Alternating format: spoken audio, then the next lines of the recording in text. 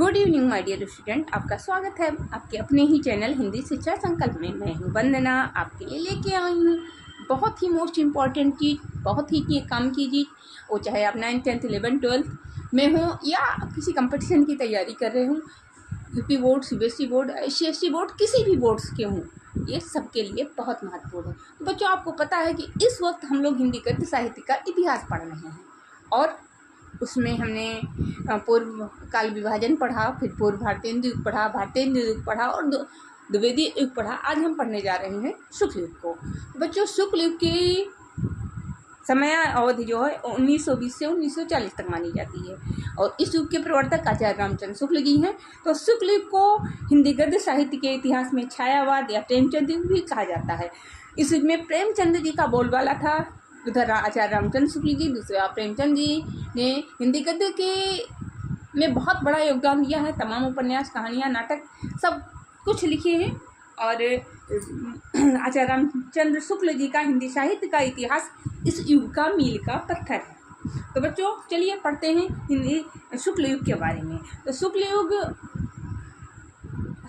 युग में गद्य का विकास अपने चरम पर था और लेखकों ने कई विधाओं में उत्कृष्ट रचनाएं की। आचार्य रामचंद्र शुक्ल जी ने हिंदी साहित्य का इतिहास लिखकर हिंदी साहित्य के इतिहास में एक नई दिशा दी। शुक्ल युग को हिंदी निबंध का स्वर्ण युग माना जाता है। बच्चों, हजारी प्रसाद जी और स्वयं आचार्य रामचंद्र शुक्ल जी, डॉक्टर नगेंद्र, चतुर्सेन शास्त्री जैसे लेखकों ने इस युग में हिंदी गद्य साहित्य को चरम पर पहुंचाने के लिए बहुत ही महत्वपूर्ण कार्य किया। शुक्ल युग को जिसमें रामचंद्र शुक्ल, भगवती चरण वर्मा, प्रेमचंद और जयशंकर प्रसाद ने महत्वपूर्ण योगदान दिया।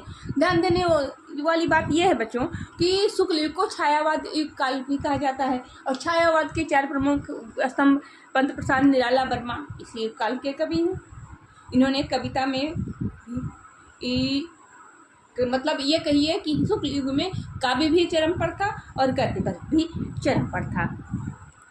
और इस युग में, शुक्ल युग में हिंदी गद्य की भाषा सरल हुई। इस युग में हिंदी आप लोगों की भाषा बन गई, जनसाधारण की भाषा बन गई और हिंदी गद्य जो आज जिस तरह बोला जाता है, जो हमारी खड़ी बोली है, उसका विकास इस काल में अपनी चरम रूप को प्राप्त हुआ। इस युग के साहित्य में सामाजिक और राजनीतिक विषयों पर भी प्रकाश डाला गया।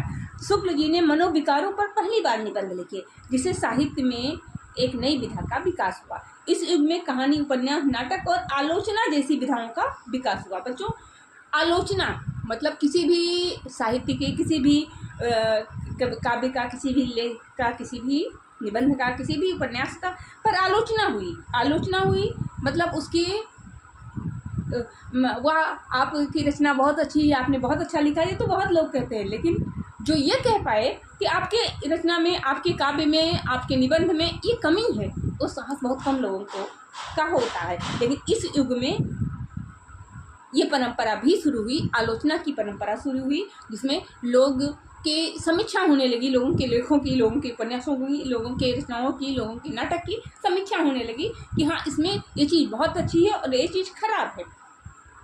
तो बच्चों, ये आचार्य शुक्ल युग की, आचार्य रामचंद्र शुक्ल की देन है कि उस शुक्ल युग में आलोचना की नई परंपरा बनी।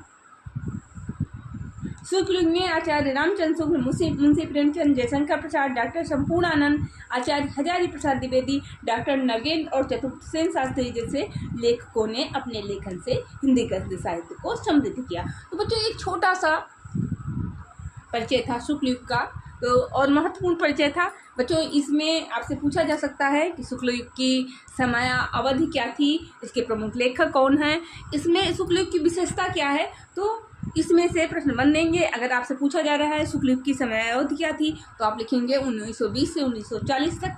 इसके प्रमुख लेखकों के बारे में तो रामचंद्र शुक्ल, मुंशी प्रेमचंद, जयशंकर प्रसाद, संपूर्णानंद, आचार्य हजारी प्रसाद द्विवेदी, डॉक्टर नगेंद्र और चतुर्सेन शास्त्री जैसे लेखक इस युग के हैं, शुक्ल युग के हैं। तो बच्चों, इन सब बातों पे विशेष ध्यान दीजिएगा। और निबंध का स्वर्ण युग, अगर आपसे प्रश्न पूछा जा रहा है निबंध का स्वर्ण युग किसे कहते हैं, तो उसका एक ही जवाब होगा, शुक्ल युग को।